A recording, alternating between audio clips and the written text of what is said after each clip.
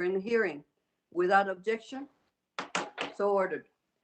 As the chair of today's hearing, I will make good faith effort to provide every member experiencing connectivity issues an opportunity to fully participate in the proceedings.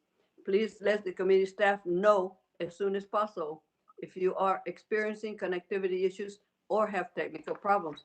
It is the responsibility of each member seeking recognition to unmute their microphone to speak to avoid any uh, inadvertent background noise. I request that every member keep their microphone muted when not seeking recognition to speak. Should I hear any inadvertent background noise, I will stop and request the member to please mute their microphone. And finally, to insert a document to the record, please have your staff email documents to tni@mail.house.gov. Now to the topic of the hearing. Today, we begin the subcommittee's oversight over the U.S. Army Corps of Engineers by discussing steps to implement Water Resources and Development Act of 2020. The Corps is, simply put, the nation's premier water resources agency. Congress has vested the Corps with significant responsibility to carry out vital projects for navigation, flood damage reduction, ecosystem restoration, water supply, and a host of other very critical project purposes. It is critical that the Corps prioritize immediate implementation of critical policies enacted in the WRDA to address the protection and well-being of our communities and environment, as well as to meet the maintenance needs of our water resources infrastructure, both of which are so critical to our national, regional, and local economies. This committee, on a bipartisan basis, has successfully enacted 4 consecutive Water Resources Development Acts since 2014. Regular enactment of WRDA is critical because of the predictability it provides to sponsors who partner with the Corps for development of feasibility studies for future water resources development projects. At the same time, regular enactment of WRDA also gives Congress the opportunity to provide regular oversight and direction to the Corps on how it should develop and implement these projects. The subcommittee has a very unique interest in how the Corps implements WRDA laws. We want to know that the Corps implements the laws expeditiously as Congress intended and ensure the Corps remains responsive to national, regional, local priorities and to a changing climate with a proper budget to address the issue. WRDA 2020 demonstrated the strong bipartisan support for increasing resiliency of our infrastructure and finally providing the Corps with the tools outlined over a decade ago to address new and increasing challenges of our water infrastructure in a way that improves our environment, addresses social inequities, and stimulates economic opportunity.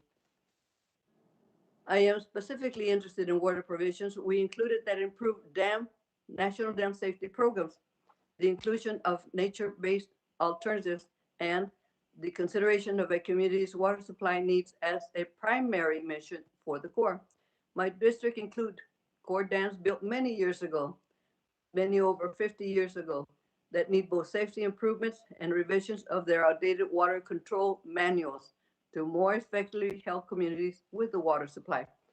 I am also proud of policies in WRDA 2020 that will engage more communities, especially minority and tribal communities, in the Corps process and provide them with better access to those beneficial projects.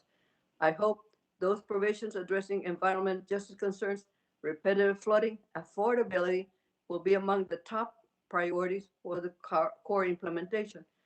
I would also like to emphasize the importance of changes made in WRDA 2020 that unlock additional funds for harbor maintenance, yes, needed around the country.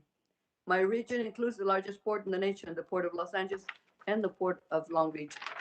I am glad to have Jean Soroka. Hello, Jean, from the Port of Los Angeles here today to discuss the backlog of maintenance needs for our ports and harbors and how WRDA 2020 will provide critical support in ensuring the viability and efficiency of our ports for decades to come. The committee leadership will send a letter to President Biden on it was February 12th, urging administration to move quickly to unlock the trust fund and spend the harbor maintenance dollars authorized in the bill. I would like to thank the entire panel of stakeholders who are here today who will help us to understand the impacts and the importance of these policies once they are fully implemented. As the Corps develops implementation guidance for the policy provisions included in Order 2020, your perspectives and insight will be critical to prioritizing issues that will have the greatest benefit to our nation. And this time, I am very pleased to yield to my colleague, the ranking member of our subcommittee, Mr. Rouser, for any thoughts he may have. Thank you, Chair Napolitano, for holding this hearing, and thank you to our witnesses for being here today to discuss the important work of the Army Corps of Engineers. In particular, I'd like to thank Dr. Michael Peeler, Director of the Institute for the Environment at the University of North Carolina at Chapel Hill, for taking the time to appear with us today and provide his expert testimony. Welcome, Dr. Peeler.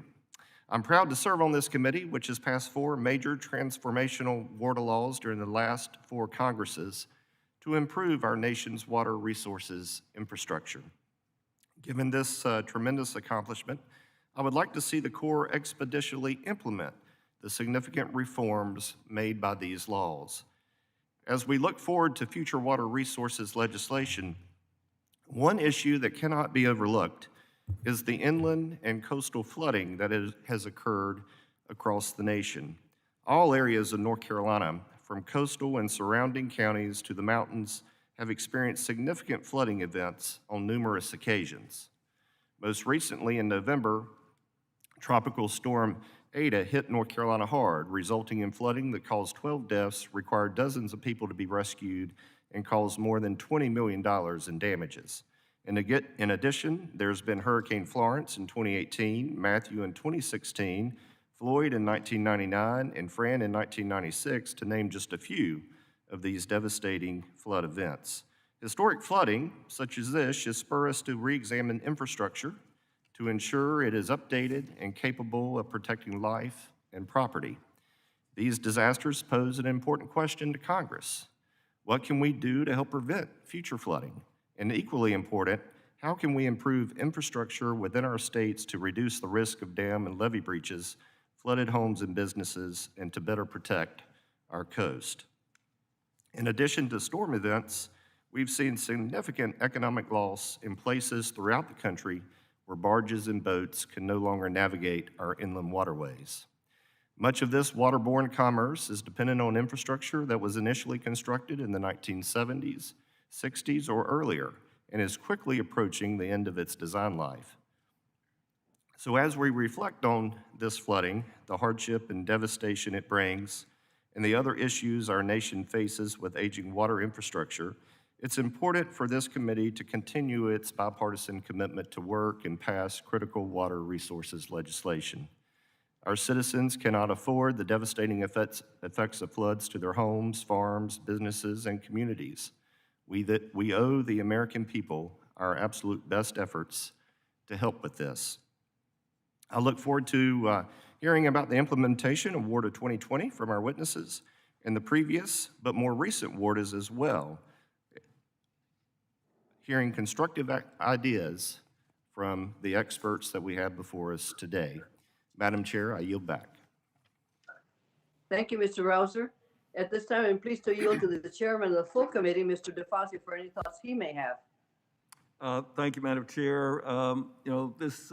We're kicking off now what will be the 5th consecutive 2-year reauthorization of the Water Resources Development Act. This was initiated by my predecessor and friend, Bill Schuster, after many years of erratic reauthorizations and long lapses many times. And I want to thank those who were key in this legislation last year. My ranking member, Sam Graves, the chair, Grace Napolitano, and former subcommittee ranking member, Bruce Resterman. And I know now that Dave Rouser is going to be a great partner, and we're going to get the 5th one in a row done. The last year authorized the construction of all 46 pending reports. Of course, the Corps does have a substantial backlog and needs additional funding and that's something to be discussed as we move forward. Regular enactment of WRDA sends, a signal of predictability, both to the Corps and to non-federal sponsors, that we can and will, even in a bitterly divided Congress, on a bipartisan basis, authorize water resources development projects in a transparent and efficient manner, and hopefully address local challenges, as a number of which the ranking member mentioned regarding his state. It also was a finalization of something that I started working on not with Bill Schuster, but with Bud Schuster, his dad, who chaired this committee in the 90s, and that was unlocking the Harbor Maintenance Trust Fund. This was a long struggle. Twice in the minority when Bill was moving the bill. I got this committee to unanimously support unlocking the Harbor Maintenance Trust Fund, but twice Speaker Ryan had the Rules Committee pull it out of the bill. Luckily, last year, Speaker Pelosi was totally in concert with unlocking the Harbor Maintenance Trust Fund, and we finally got it done. And this year, I expect the Corps has told us that they have the capacity to fully obligate $2 billion. That'll be the largest one-year expenditure that I can remember for the backlog of needed harbor maintenance around the country. And then I want to thank again my ranking member, Sam Graves, for joining me in a letter earlier this year to the Biden administration to say, please, in your budget, fully utilize these funds. And I'm hopeful that we will see that reflected in the near future. It also gave some recognition to inland waterways, which were also mentioned by the ranking member. I've visited some that were in Connor Lamb's district that actually were built in the 18th or the 19th century, the 19th century, the end of the 19th century. We had some great engineers back then, but these things have a life limit, and we're losing and have potential to lose critical inland navigation of the most efficient way to move freight, which is on water. We've got to maintain this fabulous system that we inherited, from the very early days, actually, of the Republic. We gave the Corps some new direction that, they build and rebuild resilient to climate change effects. That'll be sea level rise, severe weather events, and other issues that we know are going to arise with more frequency over the coming years, and also that the needs of economically disadvantaged minority, rural, and tribal communities are better addressed. There are times where the Corps has not recognized tribes as sovereign nations with whom they have to have meaningful dialogue before moving forward with projects which impact them. And then it also directs the Corps finally to implement changes to planning guidance that Congress established in 2007. It's 14 years. I think we can get that done. The changes and principles we put in will maximize sustainable development, protect and restore the functions of natural systems, and affordably address the needs of economically disadvantaged rural, small, and tribal communities. And it fully integrates resiliency into the Corps' planning and design process to help our communities meet the future challenges of changing hydrologic conditions, repetitive and more frequent flooding events. And 2020 bill also assured that all communities, especially communities with socio-economic challenges, have a path forward in getting the tools they need for flood protection ecosystem legislation. And it finally directs the Corps to update its policies related to environmental justice and to ensure water resources development projects can help to ameliorate disproportionate and adverse health and environmental impacts on low-income minority communities and Indian tribes. So, Madam Chair, I thank you for holding this hearing today and kicking off what I fully expect to be the 5th consecutive successful bipartisan reauthorization of water resources, and heck, who knows, maybe even the Senate will be able to pass it this time without having to put it into a year-end budget deal.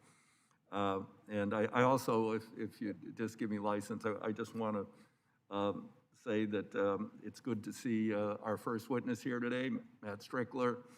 Matt was a key member of my staff when I was the ranking member on the Resources Committee a number of years ago, and I congratulate him on the position he has adopted and look forward to his testimony. With that, I yield back the balance of my time. Thank you, Mr. DeFazio, and I couldn't agree with you more. Next, thank you very much. We will proceed to hear from our witnesses who will testify with us today. Thank you for being here and very welcome. On today's panel, we have Matthew Strickler, the chair of the full committee, just introduced him, Secretary of Natural Resources, Commonwealth of Virginia, Jean Soroka, Executive Director, Port of Los Angeles, California, Mary Ann Bucci, Executive Director, Port of Pittsburgh Commission, Michael Peeler, Director, UNC Institute for Environment, Chad Berginis, Executive Director, Association of State Floodplain Managers. Without objection, your prepared statements will be entered into the record, and all witnesses are asked to limit their remark to 5 minutes.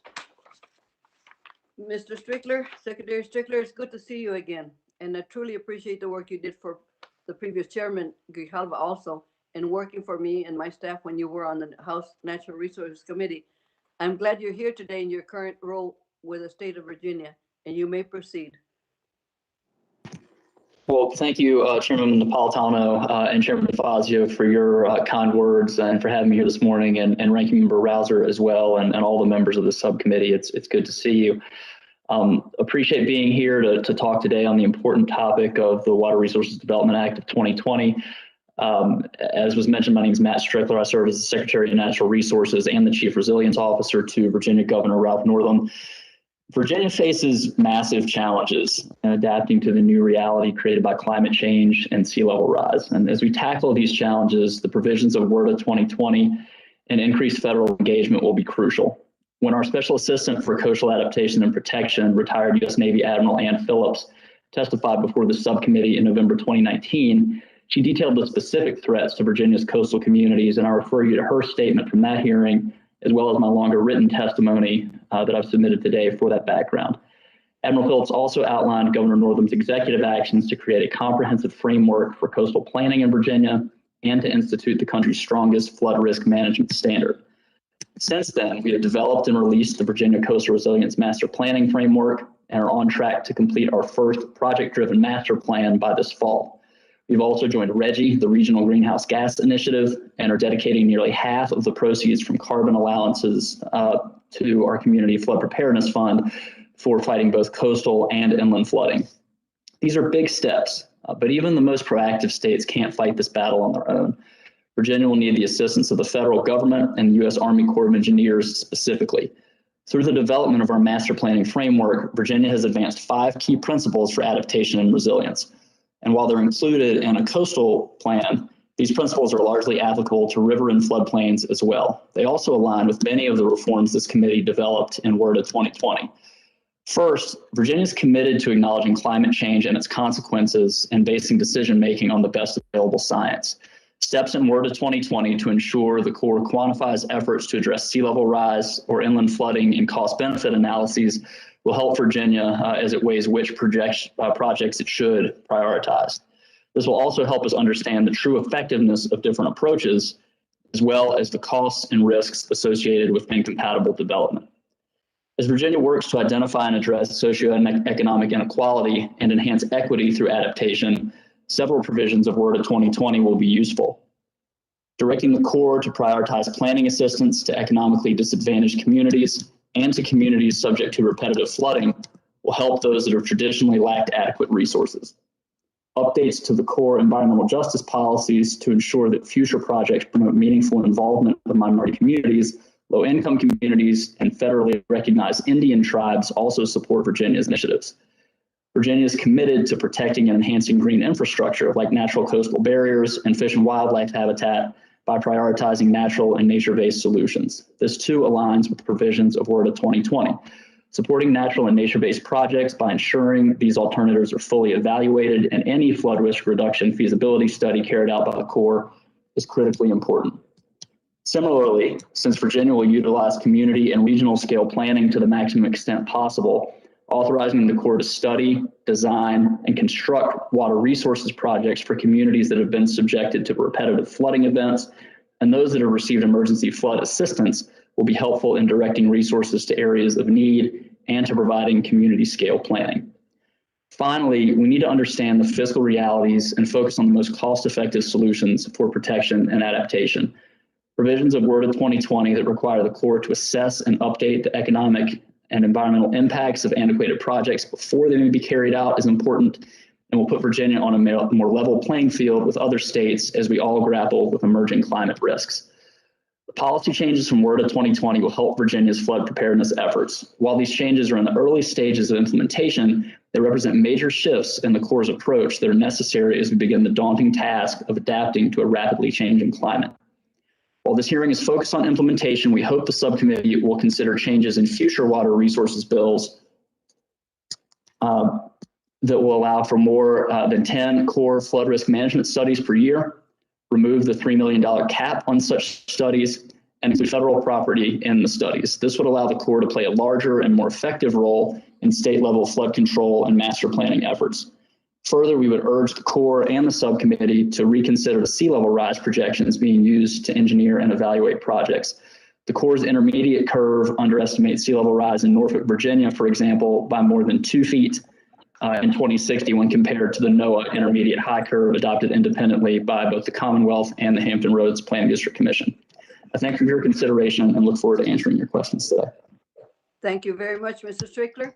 And now we proceed to Mr. Soroka. It's good to see you and thank you for being here today and for representing the Port of Los Angeles as well as hundreds of other ports in the nation. Thank you for your advocacy for the many years on harbor maintenance that are very important to the nation. And thank you for your recent work guiding the port through the challenges of COVID on our port economy, public health, national economy. You may proceed. Thank you, and good morning, Chair DeFazio, Chairwoman Napolitano, Ranking Member Rouser, members of the House Subcommittee on Water Resources, Environment, and other distinguished members of Congress. Before I begin, I'd like to take this opportunity to congratulate you, Chairman DeFazio, for your recent recognition as Port Person of the Year by the American Association of Port Authorities. As well, congratulations to you, Chairwoman Napolitano, for receiving the U.S. Army Corps of Engineers Gold de Fleury Medal for your support of U.S. Army Corps projects. The passage of Water Resources Development Act of 2020 stands as a memorial for both your courage and boldness in pursuing reforms that are beneficial for ports and harbors across the United States. Thank you for this opportunity to testify this morning. My name is Eugene D. Soroka, and I'm the Executive Director at the Port of Los Angeles. I also concurrently serve as President of the California Association of Port Authorities and as board member of the American Association of Port Authorities. The Port of Los Angeles is the nation's largest and busiest container port. The cargo that traverses our port reaches each and every one of our 435 congressional districts. This truly is a conversation of national significance. In 2020, we managed more than 9.2 million container units, which generated over $275 billion in economic impact and nearly 1.6 million jobs nationwide. On average, the Port of Los Angeles accounts for over $200 million per year in receipts that go into the Harbor Maintenance Trust Fund. We are grateful for the work that your staff and you have done to open the use of the HMTF through the recent passage of WRDA 2020. This landmark legislation included reforms we and the broader port community have sought for the last 10 years, including full use of HMTF revenues, a fair and equitable allocation framework, and expanded uses. Full use of annual revenues and the unspent fund balance will increase funding and accessibility for all types of ports across the country at a time when we need to invest in the competitiveness of our nation's ports. A fair and equitable allocation framework ensures that every port region of the country, including traditional dredge ports, emerging harbors, and donor ports alike, will receive a fair share of the HMTF expenditure each year. WRDA's 2020 expanded uses definition enables ports like ours to address urgent maintenance needs. While we do not require frequent dredging, the new eligible uses will allow us to address $300 to $500 million worth of in-water maintenance projects over the next 10 years, including wharf repairs, replacement of berthing structures, and the all-important seismic upgrades. These reforms have an impact, and it is imperative that Congress and federal agencies take additional steps. First, I urge Congress to implement the HMTF budget cap adjustment initially included in the CARES Act and expanded in WRDA 2020. This will give the Army Corps of Engineers the full prior year's HMTF revenues and the scheduled amount of unspent collections. Second, as you develop spending plans for the next year, I urge you to implement WRDA's HMTF distribution approach. This would minimize any disruption to planned maintenance repairs and projects across the country. And third, with respect to donor ports, the new funding distribution mechanism for HMTF collections should model the system in place for Section 2106. The protocol that we use with the Corps works well, and using an existing model can help avoid unintended consequences that may delay funding disbursements. Once again, thank you for the opportunity to testify on the importance of WRDA implementation. The port industry represented by AAPA stands unified in support. With that, I'll conclude my testimony, and I'd be happy to entertain any questions from the subcommittee. Thank you, Mr. Soroka. Next, we have Ms. Marianne Bucci, Executive Director for Port of Pittsburgh Commission. You may proceed. Madam Chair Napolitano, Ranking Member Rouser, and Chair DeFazio, and members of the subcommittee, I thank you for this opportunity to be here today to talk about WRDA 2020. I will focus on the importance of water resource development legislation, Congress's role in continuing to build on previous successes, the need for full use of the Inland Waterways Trust Fund, the adoption of the capital investment strategy, and the reinstatement of the Inland Waterway User Board to build back better. American inland waterways is the best in the world, but it has its challenges as international competitors continue to improve their system and facilities. More than half the locks and dams in the U.S. inland waterway system are past their 50-year design life and require attention and financial recapitalization and reliability to sustain the nation's economic well-being and standard of living. The attention starts with reinstating the user board. The user board provides recommendations to Congress and the Secretary of the Army on investment priorities using resources from the trust fund, which the commercial users have contributed for with construction and major rehab of the inland navigation investment priorities. I strongly encourage the board be reinstated, given that it is filled with industry leaders and subject matter experts. This relationship fosters collaborative conversation between the Corps and the stakeholders and fulfills the user pay, user save policy. The Lower Mon project, which has encountered dramatic cost escalations and schedule delays, is currently funded to completion until 2023. The project authorized in 1992. However, inadequate funding forced the Corps to complete the project one component at a time or as funding allowed. Currently, the Lower Mon project is in its 27th year of construction, and the Lower Mon also experiences the most volume and locks on the river system. The second project, Olmsted Lock and Dam, was authorized in 1998 at $775 million. That project ballooned to $3.1 billion. Thankfully, toward 2014, had one significant reduction of the Inland Waterway Trust Fund, where that project alone went from 50% to 15%. The second provision was the authorize the users of the inland waterways taking a tax increase of 45% to its current rate of 29 cents per gallon to contribute additional funds to get these projects moving. What that allowed was additional funding to be spent on other projects, including Chickamauga Lock and Dam and Kentucky Lock and Dam. In 2016, the Upper Ohio Navigation Project, which will modernize and upgrade the 3 oldest locks on the Ohio River, including Montgomery Lock and Dam, that was recently given a New Start designation and awarded $22 million in the 2021 work plan. What's important is that is the first New Start designation that was given since 2004 on any inland waterways construction project. It's critical to the nation for that reason, so we can get other projects authorized, and also to the Ohio River, because if anything on the Upper Ohio fails, that would be a total lock closure in the Port of Pittsburgh.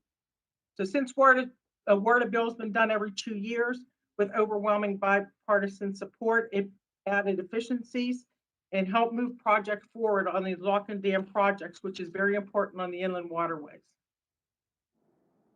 With the adjustment, it is also important that the trust funds receipts are appropriated so that we can reduce the inland waterway construction backlog. Many of your colleagues support a robust infrastructure package that will provide jobs and increase efficiencies and reduce emissions. I would like to emphasize that the infrastructure upgrades on our inland waterways will help the nation achieve those goals. In consultation with the user board, and the capital investment strategy recognizes the importance of construction and major rehab necessary to modernize the nation's waterway system using objective prioritizing criteria and processes to focus on investments where they matter most. As you move forward with the potential infrastructure package, I encourage you to include funding for the locks and dams. In closing, I want to reiterate the fact that beyond enabling commercial transportation, the inland waterways provides recreational access, stable water supplies for communities and industries, that facilitates hydroelectric power. Modernizing our ports and rivers is an investment in our nation's continued economic prosperity, because many of our commodities and over 500,000 jobs are riding on our waterways transportation system. Thank you for the opportunity today, and I look forward to answering any questions. Thank you, Ms. Bucci, very much. And next we have Michael Peeler, PhD, Director, UNC Institute for Environment. You may proceed, sir. Good morning, and thank you, Chairwoman Napolitano, Ranking Member Rouser, the committee and staff. I appreciate the opportunity to share our experience with research and translating actionable information around flood resilience. North Carolina is an excellent model system to consider the essential provisions of WRDA 2020. Our state has a fairly modest 322 miles of ocean coastline, but a remarkable 12,009 miles of inland shoreline woven throughout the coastal plain. With 2 ports and a diverse water-reliant economy, North Carolina has benefited tremendously from the work of the Corps. North Carolina has also had more experience than we'd like with storms, including having had 36 hurricanes affect us since the late 1990s, and 6 of the 7 biggest rain events in the last 120 years occur over just the last 20 years.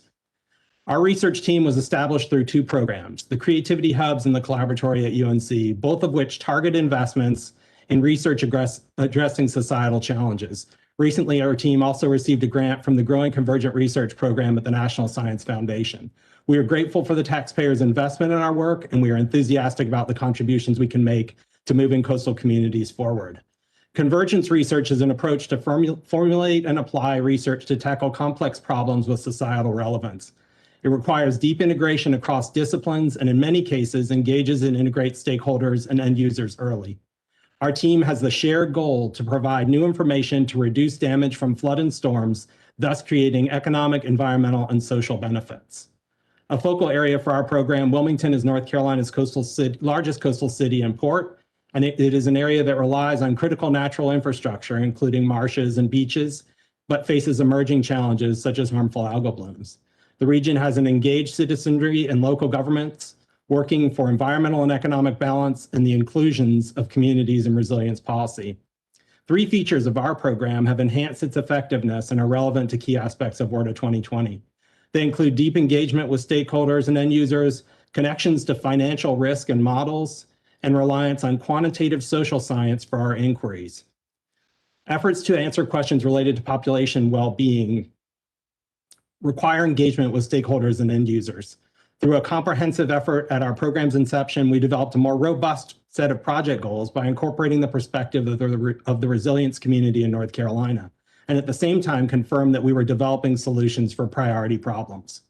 A large portion of our program emphasizes explicit connections to financial considerations.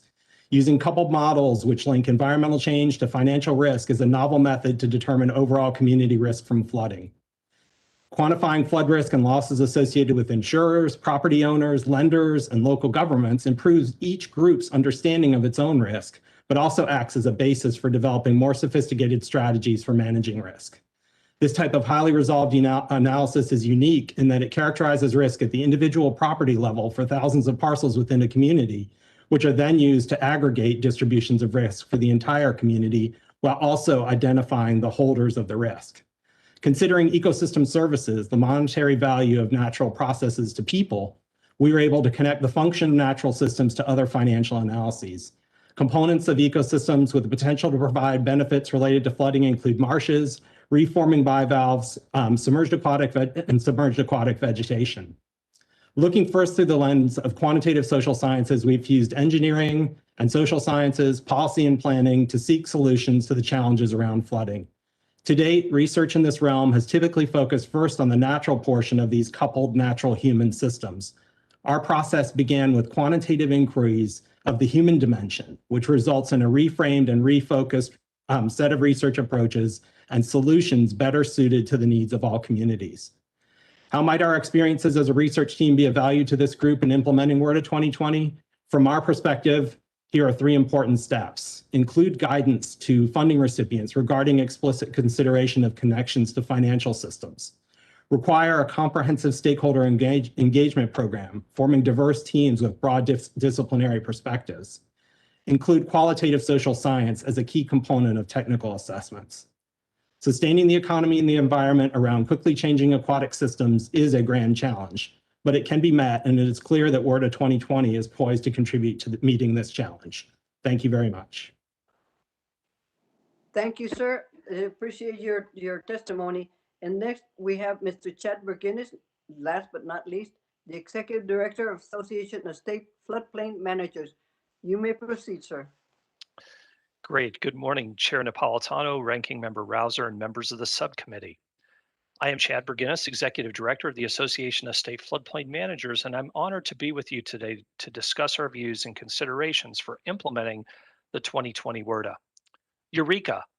While it's a fitting one-word reaction by ASFPM to the 2020 WRDA, it is also the name of a small Missouri city whose story is just being written. 3 days ago, the St. Louis Post-Dispatch wrote about this community's struggle with flooding, yet many residents not wanting the traditional new big levee. Nope, instead, with the help of the Corps, they are thinking about flood risk management differently. They are evaluating dozens of options, including some use of levees and flood walls, but also buyouts, relocation, or elevation to high-risk properties, the restoration of floodplains as water storage areas, and expanded use of green infrastructure. It also includes consideration of technologically advanced temporary barriers and harnessing the power of natural processes to store and absorb floodwaters. It's about fighting a more erratic and changing climate with every tool in the toolbox, improving community resiliency, and yet not transferring flooding to adjacent communities. But this too is the legacy of the 2020 WRDA, namely expanding the Corps' ability to provide technical assistance and expanding the flood risk management toolbox. However, implementation of the provisions will require careful oversight by you and thoughtful implementation by the Corps. Our written testimony identifies 11 specific actions for either the Corps or the committee to consider as implementation of WRDA 2020 unfolds. To summarize, we want to highlight 4 broad areas of WRDA 2020 that hold the greatest promise. First, WRDA 2020 includes a substantial agenda of resiliency policy improvements and expanded non-structural, natural, and nature-based features as working tools in the Corps' toolbox for flood risk management, such as the clear addition of natural nature-based alternatives with the same cost sharing as structural projects, and incentives to recognize the non-monetary benefits and estimates of long-term cost and benefits of such alternatives. More and more communities leaders in the nation are realizing that many of the non-structural approaches are well suited to reduce risk at a systemic level and a corridor scale. We wish to highlight the Corps' Engineering with Nature initiative and recommend that the Corps fully commit to supporting the operationalization of EWN through the agency. Second is the increased emphasis on technical support for states, communities, tribes, territories, and especially rural and economically disadvantaged communities to assess and manage flood risk. ASFPM has long supported technical assistance programs such as floodplain management services and planning assistance to states.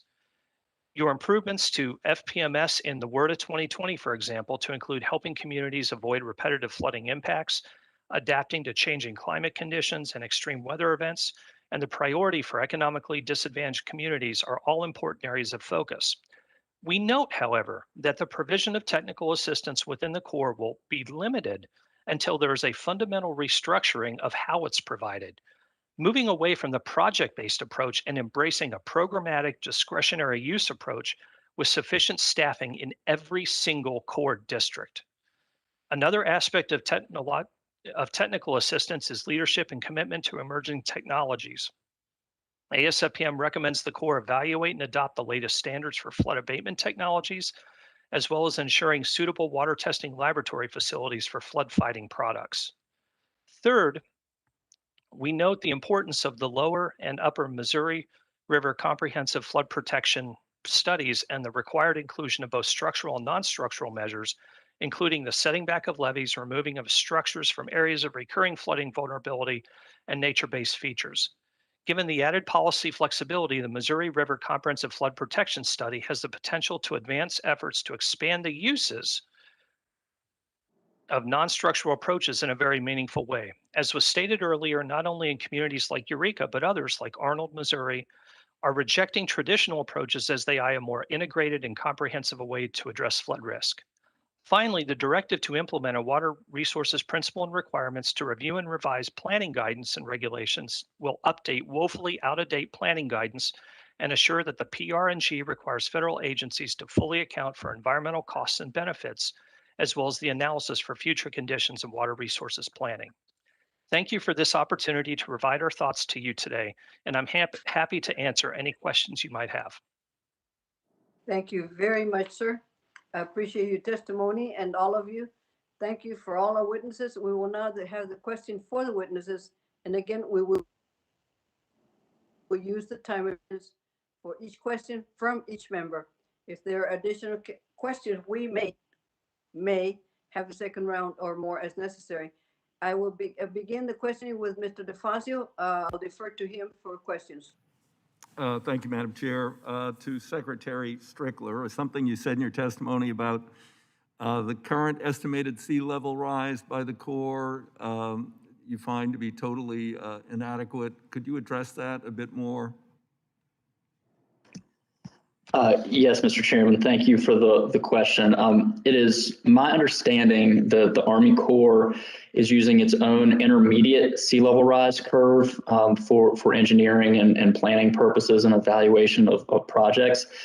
That curve estimates and projects significantly less sea level rise than the other curves, particularly the NOAA intermediate high curve, but even lower NOAA curves that are being used for planning. In Virginia, we're using the NOAA intermediate high curve, which shows that in the next 20 years in our Hampton Roads area, we're going to be seeing at least another 18 inches of sea level rise with closer to 4 feet by 2060. And that's there's a significant gap there, about 2 feet difference between that and the Corps' intermediate projection. So that's a pretty big deal with the lifespan of some of these larger projects. 2 feet can be the difference between having houses and businesses being protected and having their first floor be covered with water during floods. So that's a concern for us, and it's one that we'd like to see updated and synced, hopefully across the federal government. And that's something that we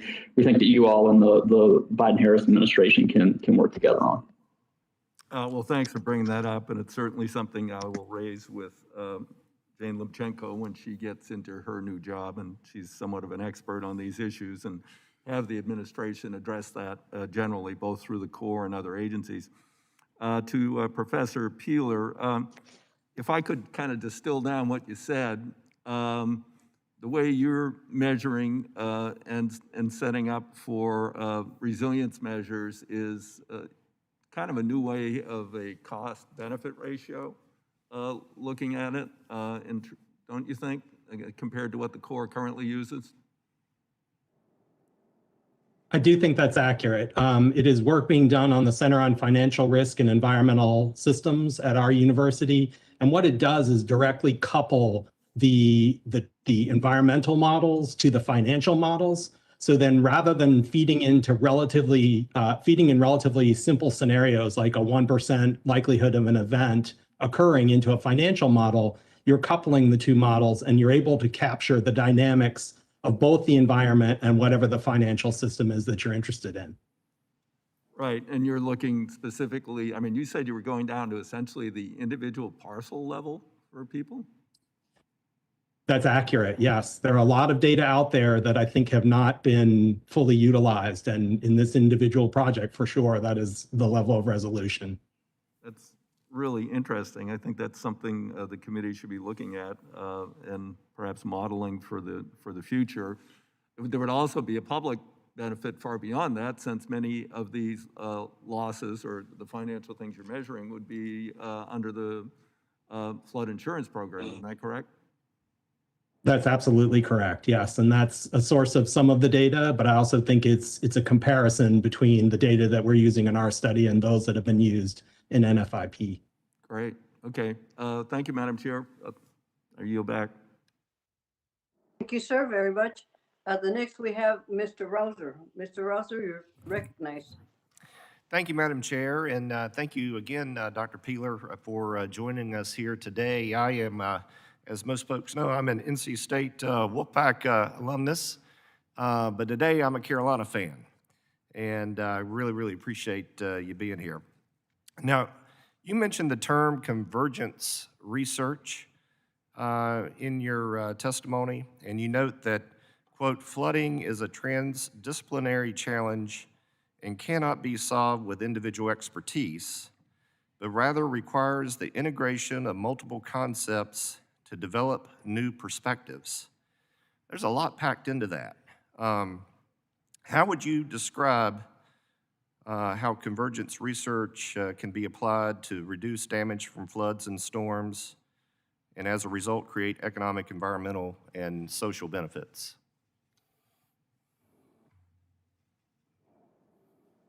So moving away from the academic definition of convergence, I think there's a practical definition. And what it involves is getting the necessary experts together ahead of time and not forming individual concepts for investigating a problem independently, but rather working as a group.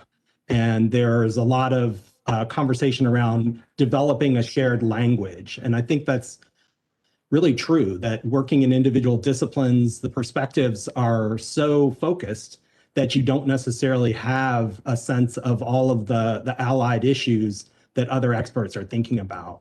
So the breadth of our group was established through those original funding sources that I described, and we've been able to work together collectively for almost 2 years now and have gotten to the point where our engineers understand the things that our natural scientists are saying and understand the things that our social scientists are saying, and are able to frame the whole of the question. For me, flooding is an issue where if you know where the water is going, how deep it is and how long it's there, that's great, but that doesn't tell you what the impacts are on the community, and that doesn't give you a really clear sense of the financial implications. So convergence is a popular term right now to describe bringing together these groups, developing this deep integration, and working towards specific problem solving. So we've identified minimizing damage from flood and storms as the problem we want to tackle, and are looking at it from our multiple disciplinary perspectives and then our shared group understanding. You know, in North Carolina, we've had tremendous population growth. Now it's not uncommon if we have a huge rain event in Raleigh, North Carolina, further east, southeast, in particular, my district, can sometimes become a flooding event There are a lot of constituents that I have that look at the rivers, the creeks, the streams, and say, you know, it seems to us that if we would just clean these out, if we would keep them up, the water would have somewhere to go, and we wouldn't endure the flooding events that we've had the last several years. Now, I certainly understand that things can be more complicated than they seem, but it does strike me that there's an element of common sense here that suggests that, you know, many of my constituents are dead on. What type of research, what type of analysis is being done in that regard as it relates to cleaning out the rivers, creeks, and streams? And do we have an ability, and is this what you're really working on, finding the targeted areas where it would be most beneficial to remove debris, et cetera? So that's not a core focus of the things we're doing right now, but it's certainly something that we think about. And I think you're right that in some cases there are opportunities to improve the situation if there are huge debris dams that are entirely blocking creeks and streams, that can be a way to prevent that obstruction from causing flooding. But it is the case that a lot of the streams and creeks are really flowing fairly well, and that debris removal in and of itself, I don't think is a key answer. I think it is a tool that can be used to solve some problems. People also think about dredging as a tool, and that's been shown to not really develop the new volume of water moving capacity to combat the huge floods that we see now. So certainly, I think we need to consider circumstances where there is really acute blockage of streams and creeks and even rivers. But I don't think that that's probably a core tool for the things that we're thinking about, the magnitudes of the flooding that we are looking at. And an important thing as you get closer to the coast is to remember that removing those obstructions and improving the flow works both ways. So as you have storm surge or as you have water level rise, it's also going to bring the water back up into the land just as well as it takes it off. Thank you, Madam Chair. I yield back. Thank you, Mr. Rouser. I will yield myself 5 minutes to begin the questioning. Mr. Soroka, you acknowledge that it is now up to the administration and the budget process to implement the spend on the Harbor Maintenance Trust Fund balance, the equitable allocation formulas, and the expanded use provisions.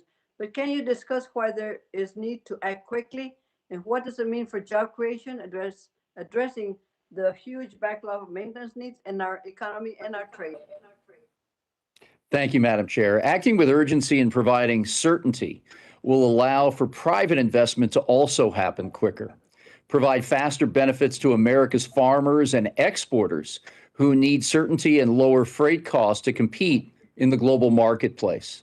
And please remember, with 9.5 million Americans still out of work, this means jobs. Ports around the nation are economic enablers for their surrounding communities and regions. The Port of Los Angeles, as one port, supports 1 in 9 jobs in Southern California and 1.6 million nationwide. Expediting these projects for the nation's ports will allow them to more fully support America's recovery and resurgence. Thank you, sir. Mr. Strickler, in your testimony, you discussed the great role your state plays in developing, managing, and operating flood control, resiliency, and water resource projects by partnering with the community. How important is the community consultation and resiliency planning on projects, especially in communities historically neglected or disenfranchised?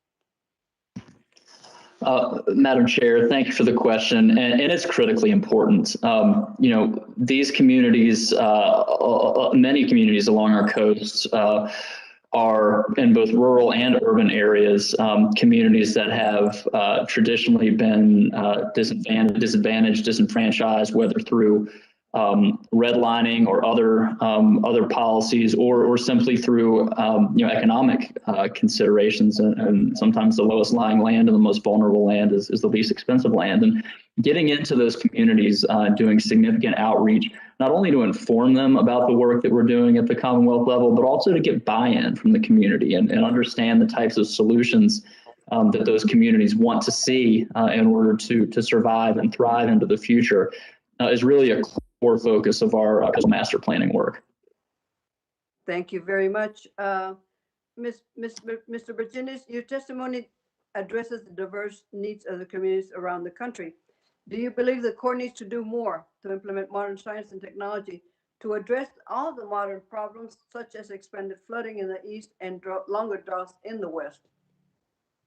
Uh, Madam Chairwoman, yes, yes, indeed. And the Corps, as I believe your statement had made it clear earlier, they are the preeminent water resource agency in the United States. Yet we have a hurdle of getting that technical assistance to communities. And so while it was a great provision in the Word of 2020, where there's going to be some intentionality on working with rural and economically disadvantaged communities.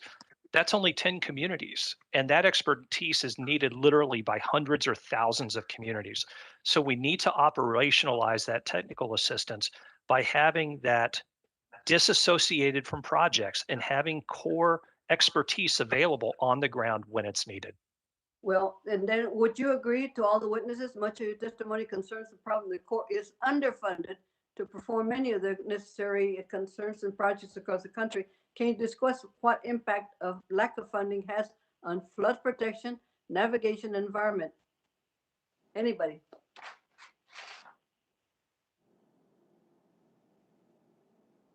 The underfunding of the Corps. Absolutely, and that's why we're absolutely, madam, and that's why we're pushing for these. It's been over a decade that we've had these conversations, and with so much great support of House T&I as well as this subcommittee. So we support that effort as well. Anybody else? Anybody else? One thing. Oh, one thing I would add is that the Corps does do a lot of robust research and development. So again, they are continually sharpening their skills and giving us new information. And so that's an area also that is not as funded robustly, is making sure that the Corps itself understands and can use the latest technology. So it needs to be reprogrammed. Anybody else? Madam Chair, I would just agree.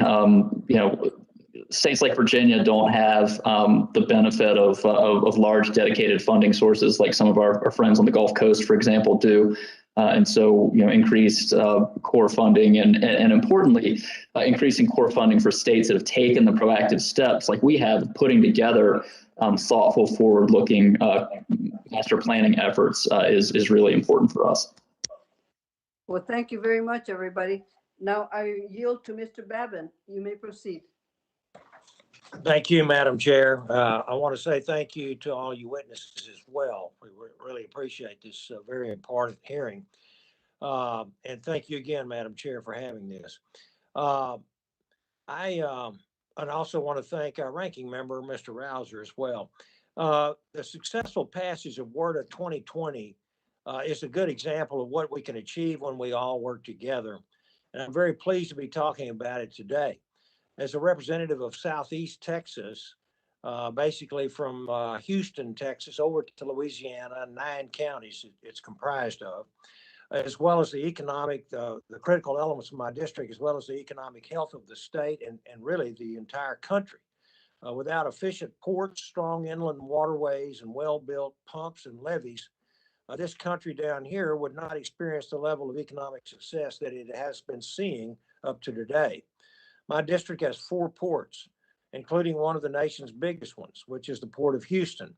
And the Houston Ship Channel is the busiest U.S. deepwater draft waterway in the country.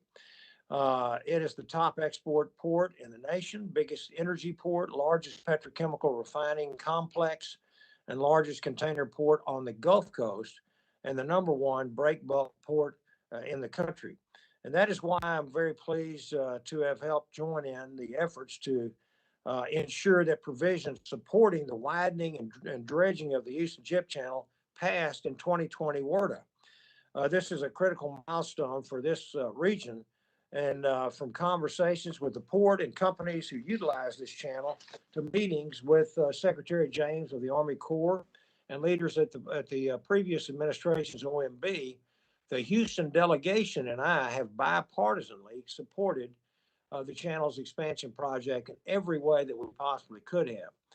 And to help complete the approval process, we also secured a New Start designation at the beginning of this year, allowing construction to begin. And that means that we're able to get authorization, appropriation, and a New Start designation all within 1 year. Very rarely to have that happen. Well, we were so happy. But this means that we were able to get this a huge win, not only for advancing our country's energy independence, but also improving our national security, providing goods, services, and what have you for support of our growing economy. One of the challenges, however, that we face down in this Southeast Texas region is the repetitive flooding that so many of my constituents experience on an annual basis now. We have a great opportunity to help mitigate this problem with stronger and improved infrastructure. So I have a question that I'd like to address to Dr. Peeler and also to Mr. Bergenis. Is it not an exaggeration to say that by spending $1 million today on hurricane and flooding prevention infrastructure, that we can save $1 billion on damages down the road from another hurricane, a storm like Hurricane Harvey? If you could both please share your thoughts on this, I would appreciate it. Sure. I think I would certainly agree with the investment upfront providing a huge return on the back end. The million billion numbers, I wouldn't be entirely certain about. I think it would depend on your investments, but I think it is clear that prevention is a very good investment and that we're in a place where we have a good understanding of what those investments might be. Right. Thank you. And Mr. Bergenis? Yes, and I would also concur as well. FEMA continues to do updated studies to show the investment in flood mitigation activities, infrastructure, and such, and they show an excellent return on investment. For flooding measures, I believe it's 8 to 1 in terms of doing that. And the other thing that we need to take into account, and your district certainly knows that well, is to pull out every tool we have in the toolbox. It's infrastructure, it's non-structural, it's some of it even could be codes and standards. We have to use an all the above approach. Thank you. Great answers, both of you. Thank you so much. And Madam Chair, I'll yield back. Thank you very much, Mr. Babin. And Yes, the ma'am. next we have Mr. Huffman. You may proceed. Thank you very much, Madam Chair, for this very important hearing. Last week in the Natural Resources Subcommittee on Water, Oceans, and Wildlife, I chaired a hearing on Building Back Better with a focus on building resiliency for the economy, for climate, and for ecosystems. This is the way we have to approach it these days with climate change, a warming ocean, acidification of our ocean, and of course, rising sea levels. The good news I see is that many of these nature-based solutions we've been talking about will help us solve and confront the climate crisis and get people back to work at the same time. I believe we can promote investments in blue carbon ecosystems and restoration projects that are going to sequester and store carbon while also protecting our coasts from storms. We have an opportunity to build up our working waterfronts, our wetlands, our oyster beds, and living shorelines, and restorative aquaculture is very promising. So I have a question for Secretary Strickler, and let me say, Secretary Strickler, it's great to see you again. You were a terrific staffer in the Natural Resources Committee for many years. It's good to see you continuing your great work, and great to have you back in the House of Representatives. You discussed in your testimony the importance of protecting and enhancing green or natural infrastructure like natural coastal barriers and fish and wildlife habitats.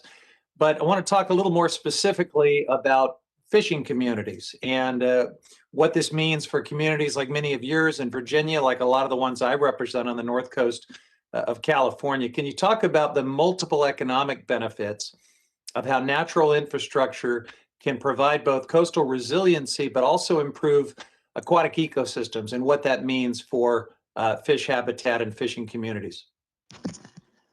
Mr. Huffman, it's good to see you as well, and thank you for your kind words. The things that you mentioned here, green infrastructure, blue carbon, enhancing these resources, in concert with our resilience efforts, are incredibly important for all of coastal Virginia, but specifically for our fishing communities and the folks who depend on ecotourism, coastal tourism, and the like. For example, one of the things you mentioned was oyster reef restoration. We, as part of our Chesapeake Bay restoration effort, have a significant initiative underway to restore oysters in a number of tributaries along the Chesapeake, and those obviously provide the co-benefits of habitat for juvenile fish, but also for wave attenuation and coastal resilience as well. The most significant problem we face in Virginia is something that's I guess most easily described is coastal squeeze, where you've got sea level rise and increased coastal hazards on one side versus what has traditionally been thought of as a fixed infrastructure, whether it's homes, businesses, roads on the other side. And as the sea level comes up, it pinches that really, really important coastal habitat, whether it's wetlands, dunes, beaches, or riparian forests. There are most productive ecosystems for fisheries in particular, but also for wildlife habitat. And that's where we're really going to get hurt. Virginia is incredibly dependent on blue crabs, which are very important for the commercial fishery, but also as forage for a number of other fisheries, including striped bass, which depend heavily on not just the estuary, but the rivers as well for spawning. And so our fisheries ecosystem in the Chesapeake Bay and the coastal Atlantic Ocean would completely collapse if this habitat were to go away. And so what we need to figure out is ways to restore and protect those floodplains, those coastal barriers, those estuarine habitats, while at the same time making our communities more adaptive and resilient to climate change. I appreciate that. And those fragile estuarine habitats are just as important on the West Coast to our salmon fisheries. So that's it. Before I yield back, Madam Chair, let me just tell the witness, Mr. Bergenis, who brought up Eureka, Missouri. I represent Eureka, California. And it's great to see natural solutions being put to work in Missouri. We're certainly doing our part in California, but from one Eureka representative to another, I appreciated your testimony, and I yield back, Madam Chair. Thank you very much, Mr. Huffman. That's very nice of you. Next, we have Mr. LaMalfa. You may proceed, sir. Well, thank you, Madam Chair, and thanks to our witnesses in committee today. Dr. Peeler, I have a couple of questions for you at this moment. On issues concerning how Army Corps is working on under a new program to investigate installing more hydropower. Now, we've seen issues where hydropower is not treated very fairly as a form of renewable energy. It seems to be the emphasis is so heavily upon wind and solar, yet those are not 24/7 available sources of power. So Army Corps was instituting a program to promote more of it in rural areas, seeing if existing dams can be refitted or upsized on their hydropower programs. It certainly would mean a lot for the rural economy, like in places like mine, which have a lot of opportunities for expanding hydropower or creating hydropower, and the rural jobs that go with those. Once you build other types of green power, those jobs are dwindled down to virtually nil, as opposed to the power plants, which are permanent infrastructure. So, Dr. Peeler, would you, in the WRDA 2020, there was a provision that would allow non-federal entities to evaluate and plan for whether existing dams could be upgraded, modified to include more hydropower. Do you think that investment in these areas would be something Congress should be emphasizing in comparison to other types of renewable energy? So I will say that's outside the scope of my expertise and the things that we're focused on in our current work. But I do think that, like any of these proposed projects, it's really important to look at the comprehensive situation and consider everything there is, from environmental to financial, and weigh the decision. All right, let's shift gears then. We've had some disaster issues in this area. You might recall Oroville Dam, when a spillway infrastructure broke, and a lot of erosion was allowed to get into the river, Feather River, between Oroville and largely the Ute City, Marysville area, and other issues like that, where post forest fires, we have a tremendous amount of erosion that can get into the water, run down the watershed into rivers and streams, etc. Yet there's not much that can seem to be done about that. We should be doing more forest management and more issues to help prevent those things from happening in our waterways. So what I'm getting at is that in the Word of 2020, there was a Section 118 pilot program that can be used to help work on that. Do you believe that would be a very productive way of using that program in Word of 2020? So from the environmental perspective, excess sediment can be really problematic in aquatic systems. And I think you alluded to the solutions almost always being front-end investment in on-land activities to prevent it from happening. Obviously, in cases like forest fires, it's hard to do. There's not a lot of mitigation against that. But I do think that considering sediment management is critical. As you get to the coast, the dynamic gets a little more complicated because so many of the habitats that we value there rely on a supply of sediment. So it becomes a little more like Goldilocks, where you want the perfect spot, a little bit of sediment, but not too much. But I certainly believe that sediment is a critical factor in aquatic systems, and advancing its management is an important investment. Yeah, I don't think we're running short of sediment around here. So our rivers and streams have less capacity. Well, the rivers, especially with levees, have less capacity to carry floodwater because they're silting up more and more. And the forest situation, for example, up in the upper Placer County area, fire residue has caused one of the dams, at least one of them up there, to have a problem with being able to run their hydroelectric system on there because of silting up at the bottom of that. So it indeed does have a big effect. I know there's much done to prevent silting along roadway construction projects with all the wattles and stuff you see, but interestingly, they want to remove the dams up on the Klamath, 3 of them in my district, and they're not accounting for the amount of silt already sitting behind those that would be released into the Klamath River all the way to the ocean, thereby having a devastating impact on the fishery.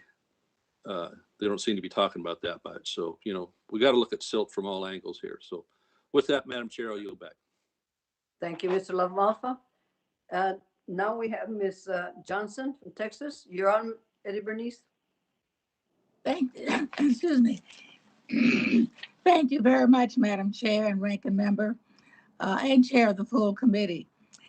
This has been a very interesting hearing, and I'd like to ask unanimous consent to put my opening statement in the record. And I simply want to make a statement.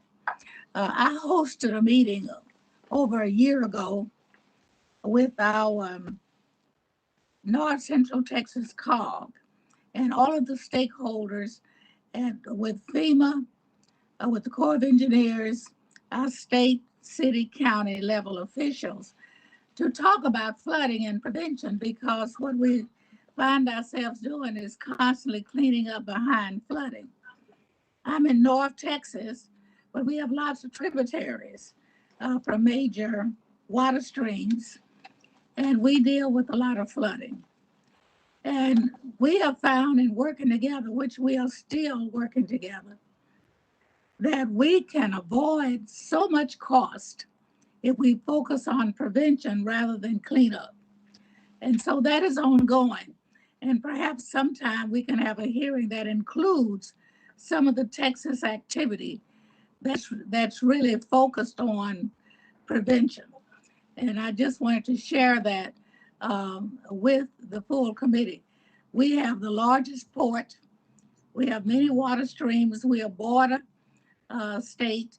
And I think that we have started to look at something very useful for the entire country, for our area, with bringing all these stakeholders together, federal, state, city, and county, as well as 2 major federal agencies with both FEMA and Corps of Engineers, to look at saving money and attempting to work together to avoid some of the flooding damage. So thank you very much, and I yield back. Thank you very much. And yes, our testimony will be entered into the record. Next, we have Mr. Mast. You may proceed. Thank you, Chairwoman. I appreciate the time. Thank you, everybody, for your testimony. Dr. Peeler, my questions are going to go to you today. I was reading your written testimony as well as listening to you. You spoke about something of particular interest to me, which is what you labeled as harmful algal blooms.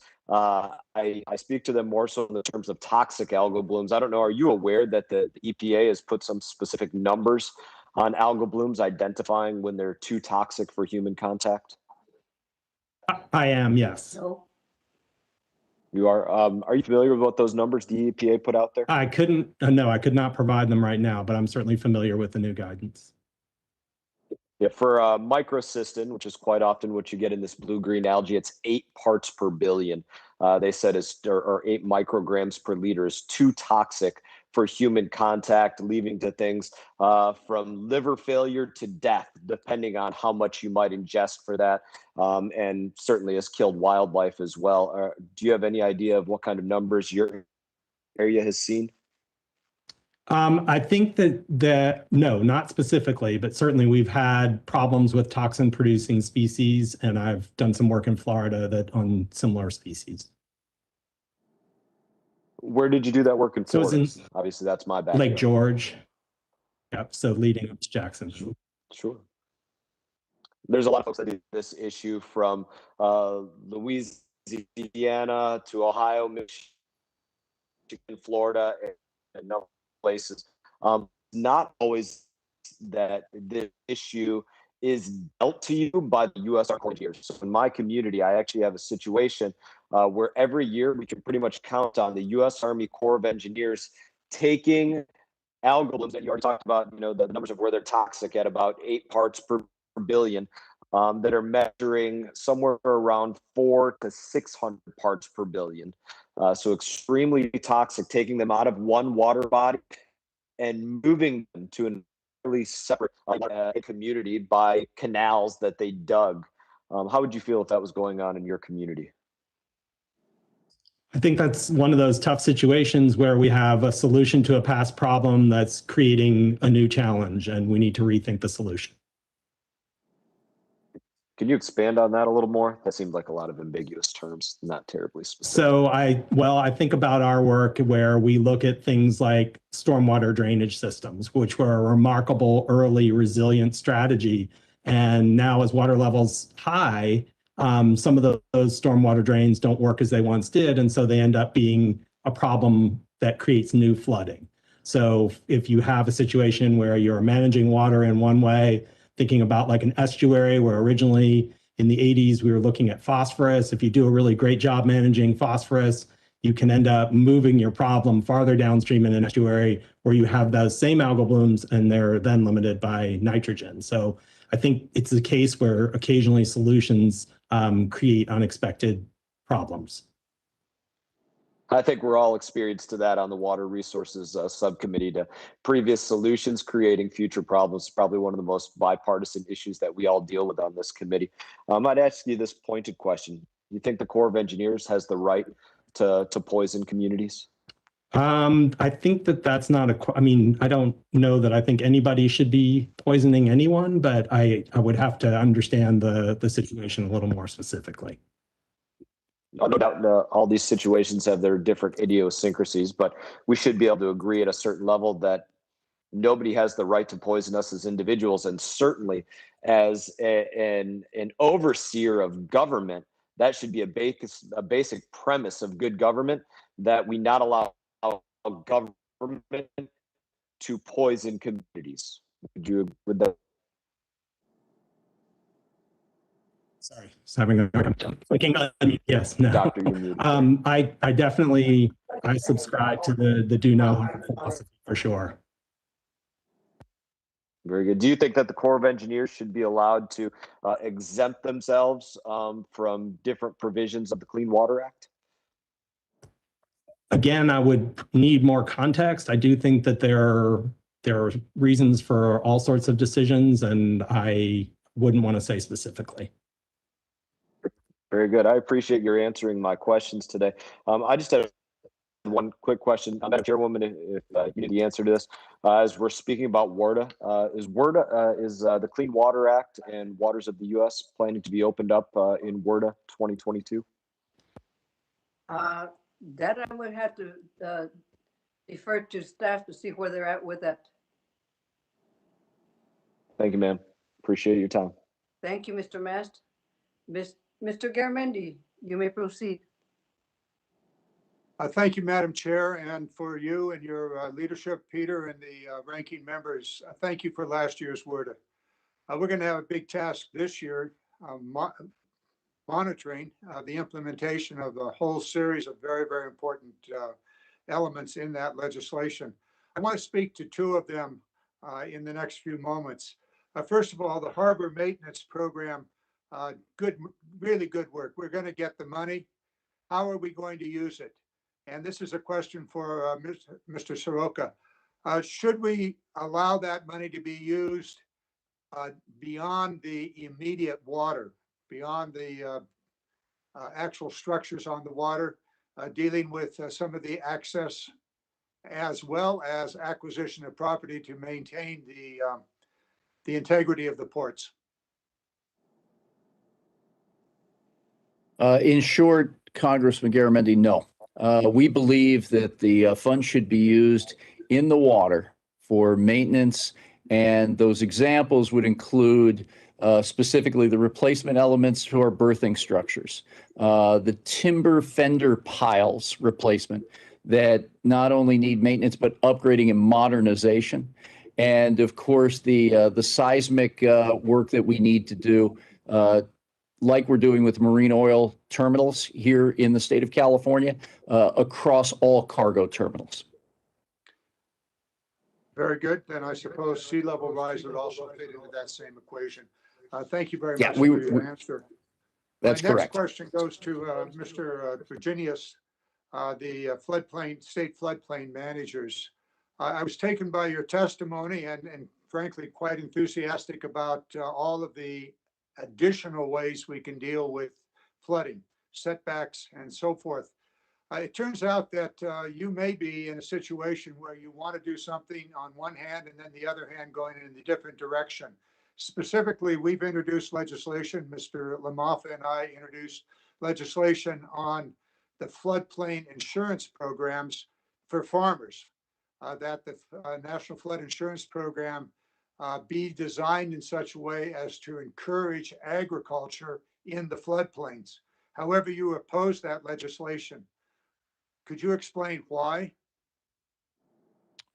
To my recollection, on that legislation, one of the components that was problematic was to exempt certain buildings, like farmstead buildings, for example, not necessarily equipment, from things like the elevation requirement. And one of the things that we have to draw a line for is ensuring the public health and safety. And farmers are not unlike anybody else in the country who are facing threats from climate change and sea level rise. And we need to, instead of exempting them, what we need to do is provide them assistance through mitigation programs or something to actually help them comply with those types of things.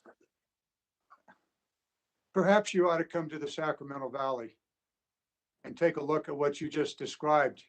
We could probably take these. Some of these are historic buildings, farm buildings, houses that have been there for generations. And you want to put them maybe 15 feet into the air. I think you need to take a look at this. I would appreciate very much working with you so that you gain a full understanding of what your opposition really means. If we cannot provide flood insurance for agriculture in all of its various ways, not only the farm buildings, but also the homesteads, then you're simply going to drive agriculture out of the floodplain. Now, maybe that's what you want to do, but I would suggest that one of the best uses for the floodplains, aside from setbacks and natural environments, is agriculture. Absolutely, and we would welcome working with you and understanding the unique problem there, because there are a lot of solutions that can at least even get you partially protected and partial resiliency, and partial is even better than nothing. The point is that we definitely want to ensure some level of resiliency and protection so that they survive the next storm. And so we would be happy to work with you on that. Thank you. Good. I'm sure Mr. Lamaffa and I would welcome you when COVID pandemic allows us. We'll show you a floodplain where your policy is exactly in the wrong direction. Okay. Okay. With that, I'm going to thank you, Madam Chair, for what is a very important hearing. Look forward to working with you and the committee on the implementation of the extraordinary work that was done in the last WRDA. Thank you.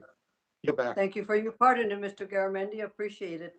And now we move to Mr. Mace. You're recognized. Is Mr. Mace available?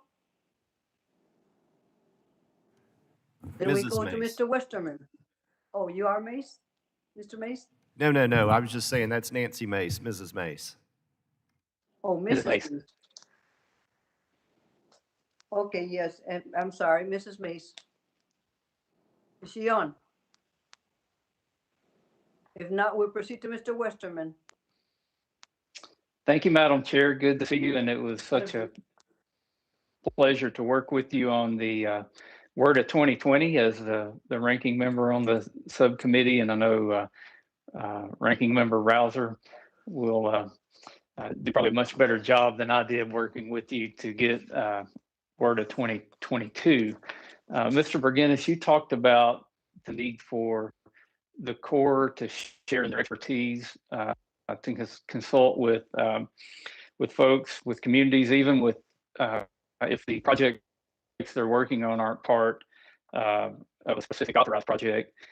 And I know we're, again, barely a few months into WRDA 2020, but thinking about the future of WRDA 22, can you further outline how you think Congress should direct the Corps to undertake more of this technical assistance role? I'm especially interested in how we can assist the Corps in doing that when I hear all about current backlog maintenance and other projects sitting on the shelf, away from money and manpower to complete. Certainly. So in our written testimony, in fact, one of the things that we were struck by is something on the Corps website that even talked about this uniqueness. But we actually have some good models in federal government right now. The Natural Resource Conservation Service is one that comes to mind. So in NRCS, you actually have staff funded through the NRCS that are your district conservationists, that they're your area conservationists. These are people that if you have one of those communities that just had a flood and say, hey, I'm looking at some solutions, I don't need a big study, they could call them up and they could actually go to a public meeting or to a council meeting. And right now, the dynamic that we have is that you really can't do that with Corps staff. And yet they need to be at the table. And so whether it's NRCS, USGS also has water science centers in a lot of the states. And again, they have staff that are able to do that. I think what it requires from the Corps standpoint is to provide the funding generally for technical assistance and making sure that every district actually has staff that are able to provide that as needed. So how do we address that manpower issue with the Corps? Do you think they have the resources there to do this extra work if they had the funding, or do we need to look at that in more detail? Well, I believe like Chairwoman Napolitano had indicated, the Corps does not have the funding right now to do that, and they certainly need extra resources. And on the authority, I'll leave it for y'all to figure that out. But certainly extra resources to do that. And could that even be something that's maybe contracted out to other professionals through the Corps to provide the community assistance? You know, again, looking at other federal agencies where this is successful, they typically don't contract that out because they are contracting out the larger projects in the work. But like, for instance, in NRCS, and I was a county planner in a rural county in Ohio, and your NRCS people actually become trusted resources in the community. So As you know, solving flood issues also requires an amount of trust between the government and the community. And so by having it as staff, I think you end up building a history and some trust as well. All right, that's all I had, Madam Chair. I yield back the balance of my time. Thank you very much, Mr. Westrum, and I agree with you. The funding is a big issue. Mr. Lowenthal, you may proceed. Thank you, Madam Chair. And I'd like to thank you and the bipartisan members of the committee, and you and Chairman Fazio for word of, especially the part around the Maintenance Trust Fund. You did an excellent job, and Mr. Soroka, you explained it very clearly in your presentation. You explained clearly about the expanded use, the importance of the expanded use, about the fair and equitable distribution. You also talked about how the distribution of the funds was fair for everyone in the process. And it was a very, very good presentation. I had a few other, while we have you here, Mr. Soroka. And I want to thank you for Gene, for your great work at Port of Los Angeles. You know, I was at Port of Long Beach, and one of the interesting questions that I have here, while I have you here, is that, you know, there have been some recent articles about the backups at our nation's ports, and especially stories about ships that are out at anchor outside of both the Port of LA and the Port of Long Beach. I can actually see them as I leave my house. I live right near Ocean Boulevard in Long Beach. But we also have reports of ships returning to Asia without agriculture. And Chairman DeFazio recently wrote with the leadership, bipartisan leadership of this of the Transportation and Infrastructure Committee, sent a letter to the Federal Maritime Commission to express our concern about ocean carriers prioritizing foreign goods and leaving limited shipping capacity for U.S. exports. So the backlog, the what's taking place potentially, we're not sure. Do you have any recommendations, both short-term and long-term, to help address this tremendous surge of imports and what that has done in terms of our national supply chain and how we're going to deal with this tremendous rise in imports? Mr. Soroka. Thank you, Congressman Lowenthal, and always good to see you. Yes, we do have some specific recommendations. These past months, we've seen an import buying surge that's been pandemic induced. Internet sales have doubled over the last year, where it took 10 years to reach only 10% of national retail sales. So we've seen the change in the American consumer, and that probably won't go away anytime soon, but we are looking into the future for when the country begins to open up and we start spending discretionary income on services. But to answer your question directly, number one, we must vaccinate all of our port workers. There are about 100,000 folks that come to work at this port complex every day, and we've only begun to scratch the surface. And these, in addition to dock workers, are our truck drivers, warehouse workers, terminal operators, construction and maintenance teams across the board. So much more has to be done in this area to get inventory and qualifications supported to get shots in these arms. Secondly, we have to ask our importers to pick up their cargo. Warehouses from the shores of the Pacific to the Mojave Desert, more than 2 billion square feet of space, are overflowing with cargo. Partially because we don't have enough workers on the job, but more importantly, we have to push this cargo through the system to the interior of the United States, and that starts with importers of record picking up their cargo here at the Port of Los Angeles.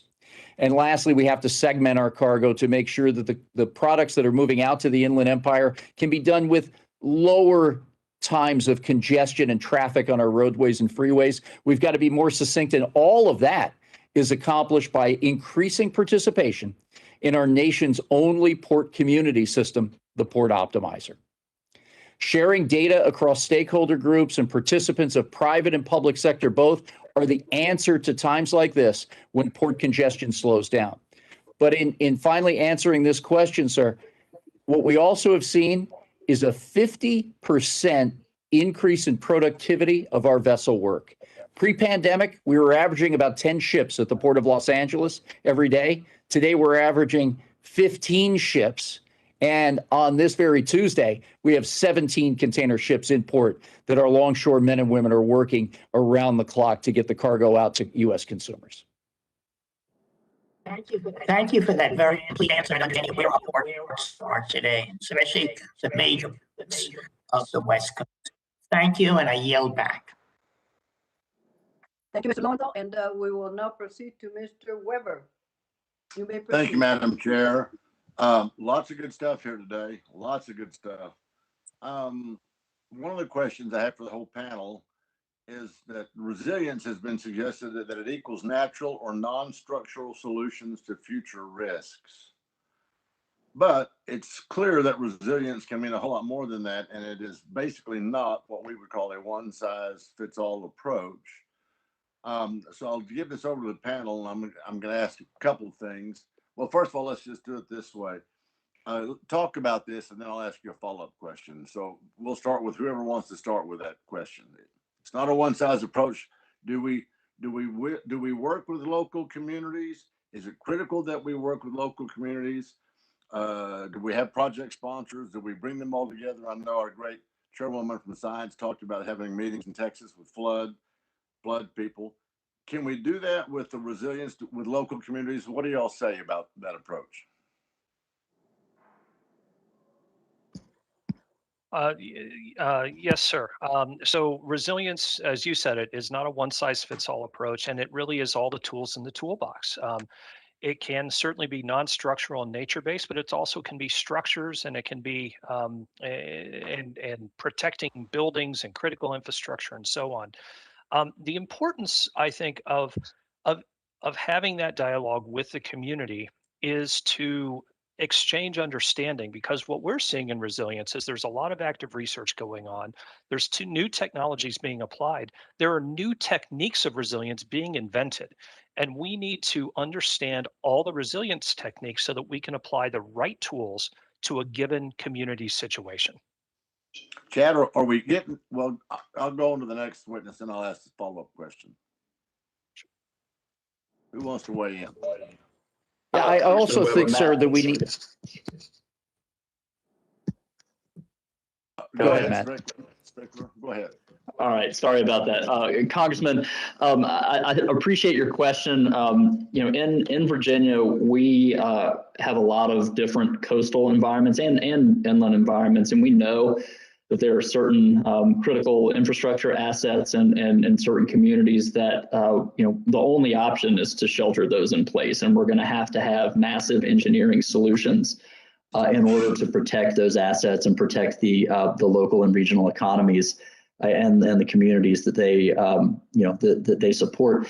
At the same time, there's not enough money and there'll never be enough money to pour enough concrete for us to armor our whole shoreline, nor would we want to. And that's why Virginia is actually building its approach to coastal resilience after the Texas Coastal Master Plan. There were a lot of great ideas in that plan. And we really like the regional approach. We really like the balance and the ranking of projects, both green infrastructure solutions and green gray concepts, as well as traditional hardened projects that we need to make coast more resilient. All right. And Mr. Farouk, I think you wanted to weigh in. Yes, Congressman. In addition to what some of us traditionally talk about with respect to resilience on energy and our environmental stewardship, two other pieces also come to mind for consideration of this body. One is cyber resilience. As we look at the threats that we've received, they have doubled now since the beginning of the pandemic to an average of 40 million cyber intrusion attempts per month here at the nation's largest port. And lastly, we need labor resilience as well. We need to make sure that we can build, skill, and train the next generation of worker in and around this supply chain, from the docks to the administrators to those who will design, develop, and build our nation's infrastructure. All right, I'm running out of time, so I'm going to go back to the three of you. I want to grade. How are we doing on getting that word out? Resilience, working with local communities, or and moving that process forward. Are we getting a report card? Is it a C, a D minus, a B minus? What do you think, Mr. Soroka? I'll come back to you. C minus at this point. We need more traction, and it begins at the federal level to help set the tone for us at the local level. All right, Mr. Borgenis, how about you? I would give it about the same grade. You hear excellent examples like in Virginia right now, but those examples are too few and the need is too great. We've got to accelerate it. Okay, Mr. Strickler, did you ever have a teacher that graded on the curve? I'm hoping you did.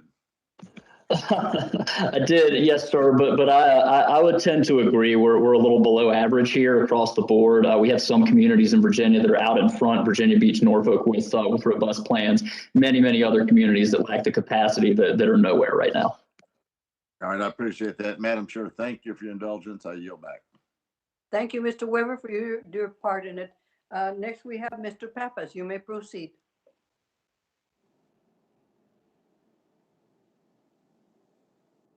Mr. Pappas? If not, we move on to Mr. Carvajal. Thank you, Madam Chair. My question is to Mr. Borgenis. In 2019, one of your colleagues, Mr. Pineda, came before our subcommittee and talked about the need for the Army Corps of Engineers to take an enhanced role in providing technical assistance to help local sponsors move forward with their projects and incorporate resiliency into their planning. As a former local government official, this was something that really resonated with me, and I was proud to work with Chairwoman Napolitano and Chairman DeFazio to include a provision in the 2020 WRDA bill under Section 111 to allow the Corps to provide technical assistance to non-federal partners for resiliency planning. How can we build on this provision to ensure we are achieving our goal of building back better and promoting more resilient infrastructure in order to withstand the threats of climate change? I think the primary way you could do this, and this was in Ricardo's testimony, and it's in our testimony even today, is to better operationalize that through technical assistance that's not associated with specific projects. Again, the demand is great out there. I've worked with the NFIP, and I know, for instance, there's over 22,000 NFIP communities. And there is a tremendous need out there, as was stated just earlier in the Commonwealth of Virginia. There's some areas that are leading the nation and some areas that haven't started. So we need to make the ability to provide that resilience planning assistance. We need to make that something where literally that local official could call their local district who might be trusted and say, you know what, can you come to a meeting with our planning team? Can you do this? And they can do that without having to deal with charging it to a specific project. Thank you. Mr. Borgenis, to continue with you, I also want to ask about the importance of including resilience and natural infrastructure in how the Army Corps calculates benefit cost ratios. As you know, the Army Corps of Engineers has a significant backlog. In my district alone, the Mission Creek Flood Control Project has been in the works since the late 1960s. However, my community has struggled to receive federal construction dollars, despite the numerous benefits the project would provide. Do you have any suggestions as to how Congress can help tackle this problem to ensure that we are accounting for the numerous environmental benefits a project may bring? Yes, sir, Congressman. I think one of the things, and it was a comment made earlier, but really resonated with me, that a reason to address and evaluate the existing backlog is to ensure that we are accounting for all the environmental benefits in the way we know how to today. You know, that backlog has spanned, I believe, the 2020 WRDA put a cutoff at 1985. But, you know, I just think about all the advances, even in the last 10 years, when it comes to being able to quantify and to calculate environmental benefits, and how many of those projects are pre that time where we might need to go back and recalculate those. And I suspect that in the case of Mission Creek, if all that backlog was evaluated and you had multiple other environmental benefits, that would put it higher in the queue. Thank you. Well, can you elaborate a little bit more on that? Because that has been the challenge, coming up with a new framework or an additional value priority that would raise those environmental benefits. How specifically might we be able to do that? Well, I think in one way, the 2020 WRDA started that by providing some congressional direction in evaluating and reevaluating the backlog. But then I think the second way is is really bringing to fruition the PRNG, where the PRNG is really that vehicle, I think, to account for those newest approaches in counting environmental benefits and making sure those are part of projects. So again, the 2020 WRDA did that, addressed, I think, that issue in two important ways. Great. Thank you. And lastly, Mr. Soroka, I have limited time, but I want to ask my question. Our subcommittee under Chairwoman Napolitano and Chairman DeFazio has prioritized fair and equitable distribution of the Harbor Maintenance Trust Fund. This is particularly important for ports throughout California and in my district. Can you discuss the priorities you think would be helpful to ports throughout the country, as many are also under additional stress due to COVID pandemic? Yes, Congressman. What we see is the Port of Los Angeles as a jobs multiplier.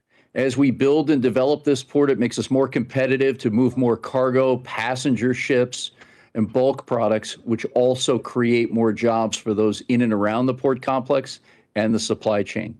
Part of our STEM outreach is to get kids in the younger brackets of school, train them up and make them aware of what opportunities may exist here at this port and beyond.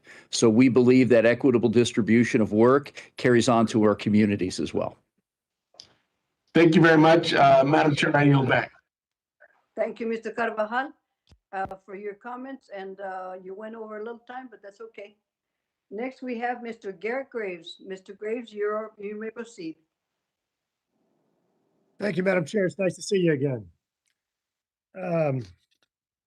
So my first question is for Mr. McGinnis. The Disaster Recovery Reform Act made some modifications to the utilization of HMGP funds to allow for those funds to be used for authorized Corps of Engineer projects, which, as we know, are the most scrutinized projects in the federal government. I understand that NEMA opposed that, and I'm really curious as to why you would oppose commingling funds that were available to advance whatever priorities a state decides are the top priorities. Just one thing: we are not NEMA. We're ASFPM. So I just want to say that for the record. That was my bad. I was thinking about it Sure, last week. I apologize. Yes, Yeah, you yes, all, sir. No. but you guys did too. Yeah. Could you please explain? So what we know with HMGP in every state is that we have an oversubscribed program, and so what that means is even in those states where there's a backlog of core projects, we also have a huge demand for the traditional things that HMGP has funded. Primarily a lot of the non-structural types activities, as well as some of the small structural activities. And so our concern and our opposition came from the standpoint that you have an authority with through WRDA and through the Corps of Engineers to fund those kinds of projects, and we're just trying to still address the need that exists out there in HMGP for those other preferences within those states. Thank you. I appreciate the answer. As a former practitioner on these types of projects, I just and having spent many years on the ground addressing this, I couldn't disagree more with the position. I think that it's a myopic view, and where this decision needs to be made, as we discussed at our hearing last week, where NEMA actually was, it was discussing how there's so many different funding sources, and we need to allow the states to prioritize what's most important to them, regardless of the funding stream. And we shouldn't have all these disjointed funding streams. If you get a better return on investment, whether it's green, gray, whatever it is, states should be able to make the decision to prioritize those dollars in that direction and commingling the funds. Similarly, Corps of Engineers has a backlog of, by some estimates, $95 billion, which I think would probably exceed some of the other needs in other programs. But let me pivot over. Mr. Strickland, it's nice to see you again. Mr. Secretary, I want to verify that you're under oath right now. I'm just kidding. Don't answer that. Yes, sir. No, seriously, I'm curious. You talked about some of the needs for the state of Virginia and taking on this very audacious goal of developing a resiliency program, a coastal master plan. In regard to implementation, looking across the federal government, which program do you see as being most efficient in actually delivering results? So, Congressman Graves, it's good to see you again, and I just want to ask, you sure you don't want to ask me about red snapper? With Congressman Lowenthal here and Huffman, I thought maybe we'd get into that today. But anyway, no, it's a great question. And to your first question, aligning all of these programs is important. You've got hazard mitigation grant program. You've got community development block grant resilience program. You've got the direct spending from the Corps. You've got the NOAA coastal programs. All of these are important.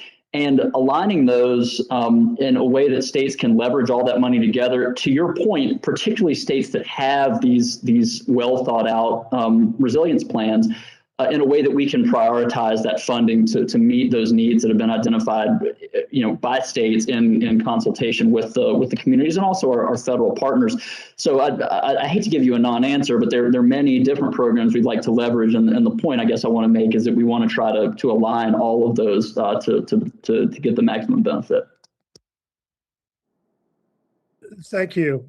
I appreciate the response. Look, I just want to make note that we're in Louisiana, unfortunately, as you know, as a result of Hurricane Katrina, we had some really brutal lessons learned there, and we're probably 15 years or so ahead. We've dedicated billions of dollars in state funds, as I think you indicated, to our coastal program. I really would encourage you to look at implementation issues, problems, because it's going to be one thing to have a plan, but if you can't implement it, it's going to be another pretty big problem. Ms. Bucci, just very quickly, could you quickly address your thoughts on implementation of Corps of Engineer projects and perhaps efficiencies that could be incorporated? Well, I think that it's very important that the Corps that the industry gets full and efficient funding in terms of the projects that are out there. So that we're getting projects done in years instead of decades.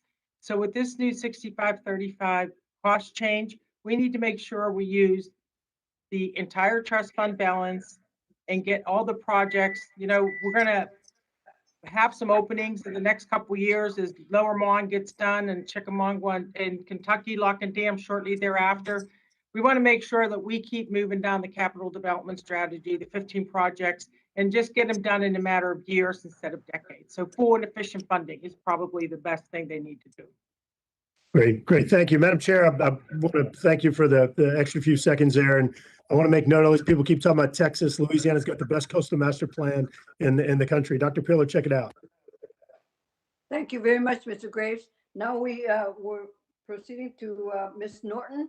You are recognized. Thank you very much, Madam Chair, for this very important hearing.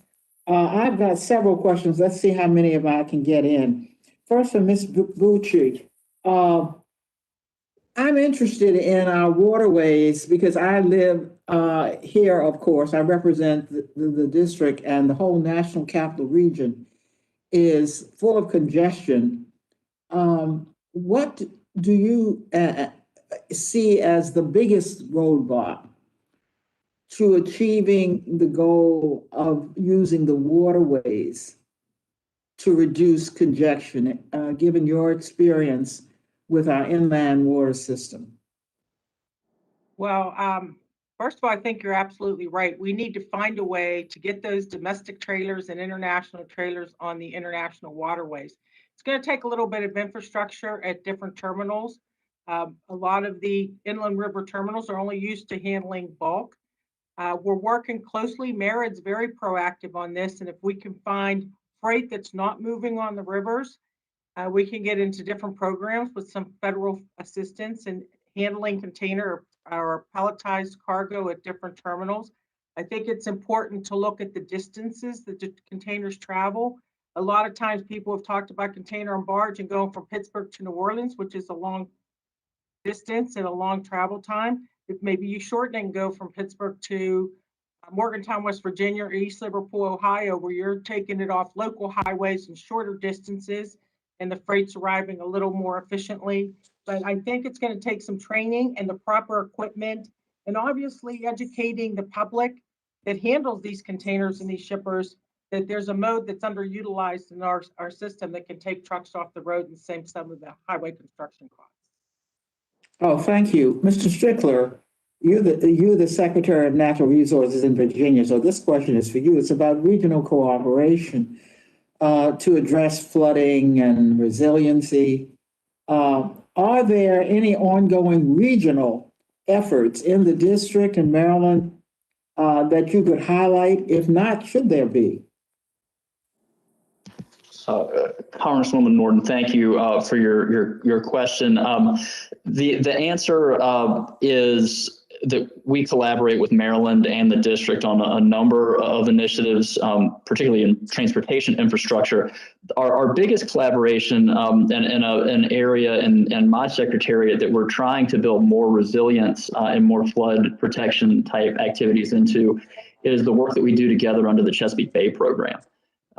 As you know, things like stormwater infrastructure, riparian buffers, restoration of wetlands and floodplains are as critical to water quality and habitat for bay species as they are to coastal resilience. And so I'm actually the chair right now of the Principal Staff Committee, and the Governor Northam is the chair of the Executive Council. And we're working very closely with Mayor Bowser and others to to try to build those priorities into the Bay program work, and importantly, build in a stronger acknowledgement of the challenges that we face because of climate change in general. So yes, we're working hard on all. Thank you for that answer, Mr. Peeler. My friends on the other side seem to think that there's no financial cost to to failing to act on climate change. Of course, we've seen in this region that's not true, because some of our federal buildings have been damaged by flooding, including the National Archives. In your testimony, you say your organization uses models that link environmental change to financial risk. I would love to hear more about that and how we can learn how that information could be used in practice. Those models can be used in practice. Sure, I'd be happy to provide more information. So the example that I'm talking about today is around flooding in mostly coastal systems, but some of the inland systems in North Carolina, and thinking about ways to fully describe the impacts and the costs of those events. And so I alluded to incorporating social science, which is really, really important, because the water alone doesn't tell the story of the impacts of flooding. You need to know what people are experiencing. But the coupling of the financial models and the environmental systems is a great way when you have really dynamic systems. We talked about hydropower a little bit earlier. That system has been applied to looking at environmental change that supplies the water to areas in and around hydropower facilities, and the financial connections to the energy sector. So it's, I think, a pretty portable system and can be applied to a range of different questions, but is a really great direct connection between those financial systems, whether they be things like insurance or whether they be things like a private industry, to a very variable environmental setting. And so clearly flooding is something that has a lot of variability around it, and is something that we would really benefit from understanding both the natural side of it and then its connection to financial systems. Thank you, Madam Chair. Thank you for that answer. You're very welcome, Ms. Norton. And last but not least, Mr. Katko, you may proceed. It's very good to see you again, my friend, Ms. Napolitano, and it's good to see everyone here on this hearing. very important topic for my area. Part of my district has the southern shore of Lake Ontario, and we due to some policy changes in the previous administration, we've experienced some catastrophic flooding over the last several years. Mr. McGinnis, in your testimony, you touch on the impact that resiliency measures in one community can have on the surrounding region. In my district, this is made even more complicated because resiliency measures deployed in Canada have to inform our response on Lake Ontario's southern shoreline, which includes part of my district. Can you discuss why federal leadership is important to addressing the issue throughout the Great Lakes? And what do you think can be done to promote a coordinated approach throughout our region? Absolutely. One of the philosophical underpinnings of a cooperative approach to floodplain management is federal leadership. Because federal leadership then it sends a signal to states and also to communities that this is the direction we need to be going, whether it's investments, whether it's programs and those kinds of things. And certainly in the Great Lakes, I've spent all my career in Great Lakes states, either in Ohio and Wisconsin. I recall when the Great Lakes Compact was first conceived, I believe in the late 1990s or 2000s. And then having that by country coordination becomes important as well. So it's one of those things we absolutely concur. And given again where your district is also you essentially are dealing with a border of another country, it is absolutely critical. So what can we do to make it a better process than we have right now? Is there something we can help you with in that regard? Well, I think in terms of federal leadership, one of the things that can be strengthened and that has fallen off in recent years is federal interagency coordination. So you have interagency mechanisms like the Federal Interagency Floodplain Management Task Force, the Mitigation Federal Leadership Group, and also I think day one in President Biden's administration is the reinstatement of Executive Order 13690 on floodplain management. Each of those requires federal agencies to work and to talk with each other. And I have to say, it was difficult before COVID and probably during COVID. Right now, it is really difficult to foster interagency coordination. So I think one thing that can be done and can be done rapidly is to be intentional and making sure our federal agencies are coordinating and working with each other. All right, great. I appreciate that. Mr. Soroka, I appreciate that you discussed the importance of Great Lakes funding in your testimony. And as I brought up, my district has seen a significant shortfall in federal resources for port and harbor maintenance in recent years, including for projects that are already underway. And the Port of Oswego, which is in my district, is a great example of that. In your conversations with other ports, how common are these problems, and do you expect Word of 2020 will make a significant strides in addressing them?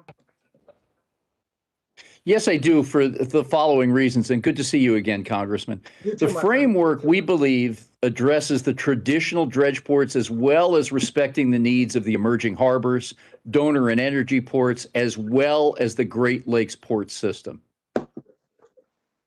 Okay, and like for example, my port, Oswego, we're simply trying to get the darn thing dredged so we can have bigger ships come in, and it's been like pulling teeth. And so is there something more that we can be doing using some of the help of 2020? Is there something else we should be doing to help them?